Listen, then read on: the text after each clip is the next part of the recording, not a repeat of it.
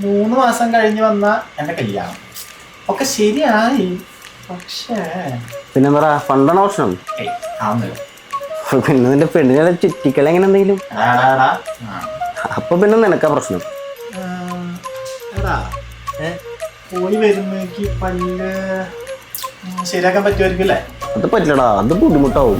ഒരു ബുദ്ധിമുട്ടുമില്ല. നിങ്ങൾക്കുള്ള ഏറ്റവും നല്ല ചോയ്സ് എന്ന് പറയുന്നത് ഡെന്റൽ ക്ലിയർ അലൈനേഴ്സ് ആണ്. അതും സിംഗിൾ ഡേ കൊണ്ട് നമുക്ക് ഡെലിവറി ചെയ്യാൻ പറ്റും. സിംഗിൾ ഡേ ഉണ്ടോ? അതെങ്ങനെ?